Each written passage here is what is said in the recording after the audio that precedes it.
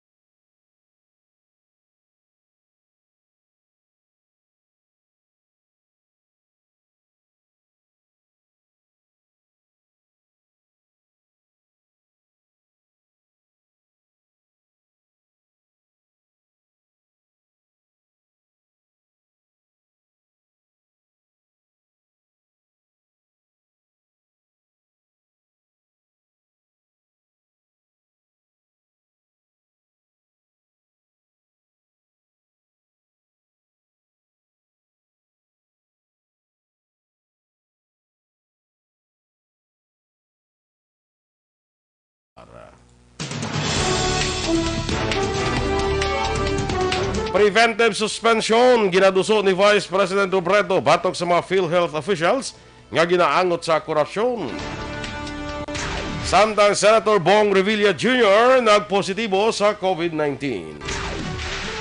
Ang detalye sa mga balita nasyonal sa pagbalik sa Aksyon, Balitang Bayan, Numero 1. Ang balita ngayon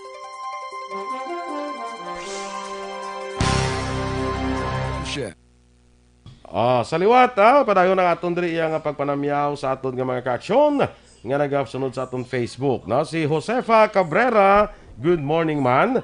Sa kay Rona Pilada Luis. Kay Broco Edwin Miranda Sr., good morning. Sa kay si Rose Sugilon, birthday niya ini sang August 8. Oh, wabi ko subong. Tamyaw taman siya. Nag 65th birthday to bla tong ma-retire na siya. Okay, oo. Good morning ko no kag belated happy birthday halin kay Zach Overio Lebe, no? Sa kay si Gracia Hordevilla hindi ni gid taga Talisay, taga Silay ni sa Gilituod, oh. Kaya ang balkon nga taga Talisay, pero taga Silay ni sa si Kenneth Valencia, good morning. Sa kay Valencia Mayo kali Aksyon An. Yeah, what's new Bacolod? Good blessed Sunday sa inyo, Sir Boy. Kay Sunday ni sa ila mo.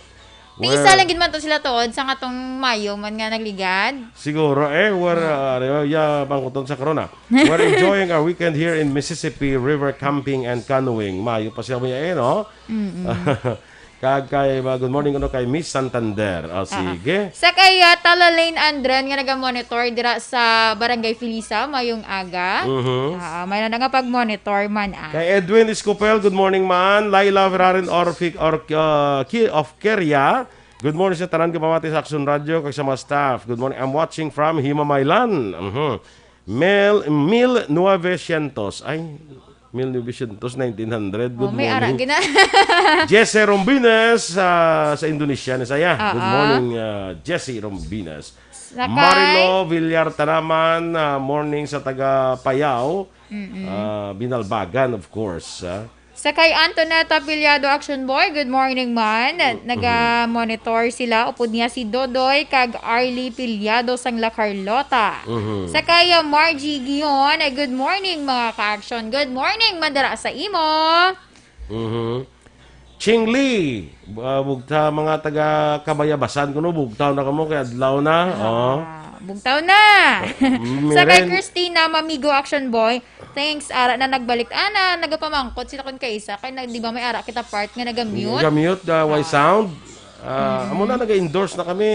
Tandain niyo bala kay naga-endorse kami na Ga-endorse na sa pero pagka after pabalik man na siya. Mierna Onofre Cloud, may agaman. Christina, din ka na? Okay. Sa kay Rain Papilera Monteverde, good morning Action Radio. Updated gid kami diri sa Estancia. Iloilo Action Boy no? Estancia. Estancia, Iloilo. Sa kay Jessa Loriezo Geliaduga. Good morning, watching from Barangay Banago. Dito na ka masunod daw, din na ka naman. Ay nagnalantaw mo, lay manangakon. Hindi aparyo lang ta. Margie Gion, tapos mo na lang, di ba lang? Oo. Isa lang gali si Vanessa, kag si Star Vanessa, isa lang. Christina Mamigo, ara ka na, Rain. Ara. Tapos mo na, no? Wala pa. Si Kelly Jelly. Si Kelly Jelly, good morning. PM kami, Pinas, PMD sa US, Happy Monday, Sunday to sa ila. Kay Jessie Lorieso Hilya Duga, watching from Barangay Banago. Anin ka na yan, sige. Thank you, good. Mayong aga dira sa inyo. Kahit daw loading naman di sa ako, Action Boy. Ako na loading man, no? Ako naman ding So, nag-loading. isa lang si Star Vanessa, si Star Mayo, kag si Vanessa Mayo, isa lang. Si Miss Trexie Iboseo, Action Boy, naga-monitor siya. So, bunga aga. Si Vice President, wala ka. Sa kay bugtaw? Marcy Rombines Junio, good morning man. Akong classmate, mga mag-ulutod din ng mga Rombines.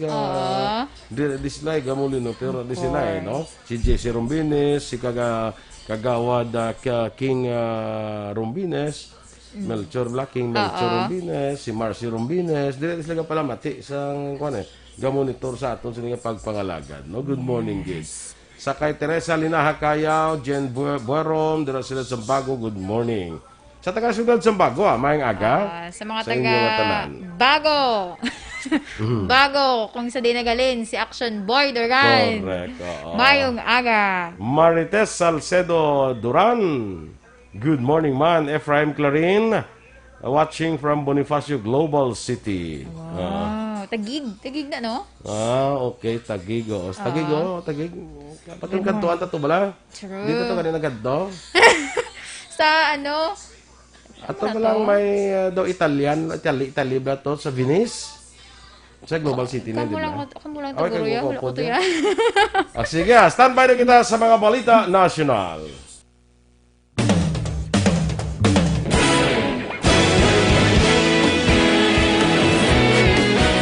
Naghakot sang pagpasidungog ang mga katapo programa kag drama sang DYEZ Aksyon Radio Bacolod sa Tingog kag Handurawan Awards 2020 sang KBP Negros Occidental Chapter. Ladies and gentlemen, our icon of radio in Negros Occidental this year goes to Eduardo de la Fuente. Aksyon Radio Bacolod Salud. Himpasidunggan bilang icon of radio si Eduardo de la Fuente, Anchorman of the Year, Art Tayhupoy, Reporter of the Year, Brian Morden, News Presenter of the Year, Boy Duran, Special Awards for Administrative, Nani Kirao, Best Radio Drama ang Timbangan sang Katarungan. Best News Program for AM. Aksyon Balita Banat Bulid ni Aksyon Rex Cantong. Kag Best Entertainment Program for AM. This is My Life ni Tita Wilma Sugaton. Nagamugit ni sa lahat mga kaaksyon sa inyo palagi na pagpamati. Una sa balita, una sa aksyon. Una sa balita, una sa aksyon. Una sa balita, una sa aksyon. Una sa balita, una sa aksyon. Una sa balita, una sa aksyon. Una sa balita, una sa aksyon. Una sa balita, una sa aksyon. Una sa balita, una sa aksyon. Una sa balita, una sa aksyon. Una sa balita, una sa aksyon. Sa Bacolod. Aksyon Radio. Para labanan ang banta ng COVID-19 sa ating bansa, mahalaga ang kooperasyon ng bawat isa. Ang pananatili sa loob ng bahay ay isa sa pinakasimple pero pinaka-epektibong paraan para Aksyon! Balitang Bayan, Numero 1. Aksyon Radio Philippines Standard Time, las 6:25, detalye na sang mga balita nasyonal. Ginarekomendar ni Vice President Leni Robredo ang preventive suspension sa mga opisyal sa PhilHealth Insurance Corporation samtang nagapadayon ang investigasyon sa korupsyon batok sa ahensya. Sunod kay Robredo, ang suspension importante agud masiguro nga hindi makompromeso ang integridad sa investigasyon. Nagpabutyag man sa pagkadismaya ang Vice Presidente angot sa ginelegar irregularidad kag korupsyon sa sulod sang PhilHealth kasunod sang 15 billion pesos nga iskandalo.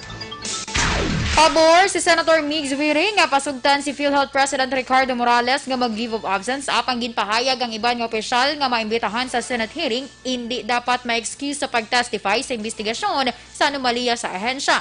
Suno kay Zubire, si Morales may balido nga rason tungod kinahanglan sinisundon ang advice sang iya doktor nga mag-leave of absence bangod nagpaidalom ini sa treatment sa masakit nga lymphoma. Una diri, nagpasa si Morales kay PhilHealth Executive Vice President and CEO Arnel De Jesus ang sulat kay Senate President Vicente Soto III nga nagapahayag nga hindi sila makatamong sa Senate Committee of the Whole hearing angod sa lapnagon nga aligasyon sang korupsyon bangod sa masakit.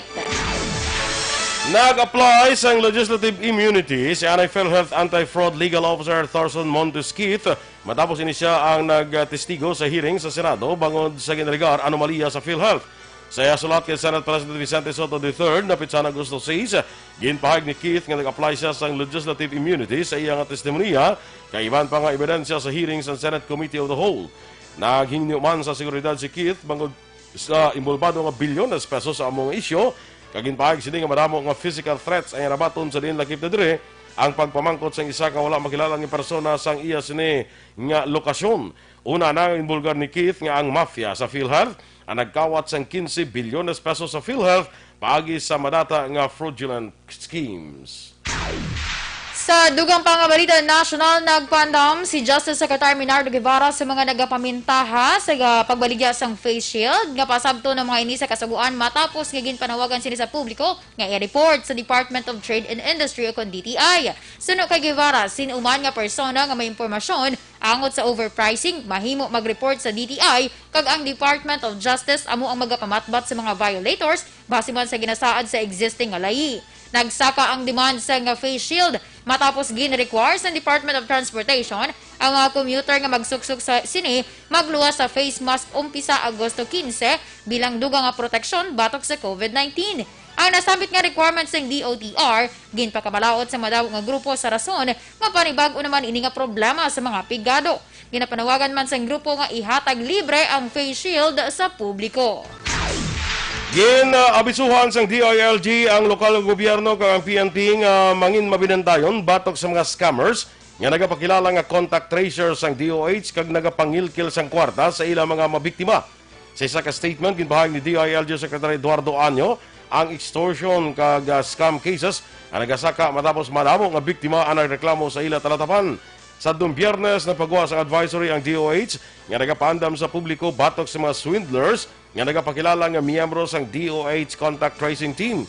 Ang among mga modus ang nagapangayo sang personal nga impormasyon kag sa ulihi nagapangilkil sang kwarta sa ilang mga biktima. Ginklaro sang DOH nga wala sila sang contact tracing team sa baylo gina-refer ini sa mga barangay health emergency response teams. Ginanunsyo ni Labor Secretary Silvestro Bello III nga ginaprobahan na ni Presidente Rodrigo Duterte ang pag-release ng 5 billion pesos para sa repatriation kag assistance sa overseas na Filipino workers o OFWs nga naapektuhan sa COVID-19 pandemic. Nagligad nga si Mana, ginbulgar ni Bello nga malapit na nga maubos ang Labor Department ang 2.5 billion pesos nga abot kaya ang pagtulong o kun AKAP Assistance Fund nga ginpalawig sa on-site kag repatriated OFWs nga apektado sa pandemic. Ang DOLE ginpalawig man ang one-time 10,000 pesos nga cash aid sa idalom sang AKAP. As of August 8, ang DOLE nakahatag na sa bulig sa mas sobra 233 o 33,000 ka land-based kag sea-based workers nga may ginrelease nga kwarta nga balor 2.4 billion pesos. Nagpositibo sa COVID-19 si Senator Bong Revilla Jr. Ini naman ang inanunsyo sang senador pagi sa official Facebook page kagabi. Sunod sa senador, wala dapat sang kabalakan bangod okay naman siya. Sunod kay Revilla, negatibo sa COVID-19 ay asawa kag mga kabataan. Dunga pa sa senador, ginabisuhan siya sang doktor nga padayunon ang iya quarantine kag siya ang under observation. Nagpasalamat ang senador sa mga pamamuyo kanang galaom nga malampuasan sang pungsod ang pandemya. Na-recover sa operatiba sa PDEA kag Bureau of Customs sa Clark International Airport sa duwa ka mga parcels nga may 10,000 tablets ng ecstasy pills sa balor 17 milyones pesos Sabado sang gabi. Ang parcels ay nagikan sa Netherlands. Gindakop sa otoridad ang 5 ka mga tao nga involvado sa delivery operation sa Lubao, Pampanga. Padayon pa nga ginausisa sa otoridad kung paano nakalusot ang nasambit nga mga kontrabando. Aksyon Radio Philippines Standard Time, las 6:30. Inyong ipamatiyan aton mga balita diri sa Aksyon, Balitang Bayan Numero 1. Standby na sa Aksyon Report, second portion o Aksyon, Fred Salanga. Balikay kita sa aton dugang nga mga balita sa Aksyon Balita Morning Edition o gyapon sa inyo News Team. Aksyon ang Defensor. Kag Aksyon Boy Duran, una sa balita, una sa Aksyon, sa Bacolod Aksyon Radio.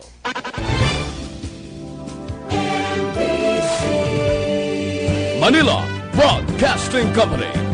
Sa balita, komentaryo, isyu,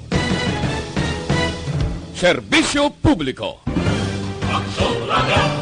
Sa Bacolod, Aksyon Radio. Aksyon Radio!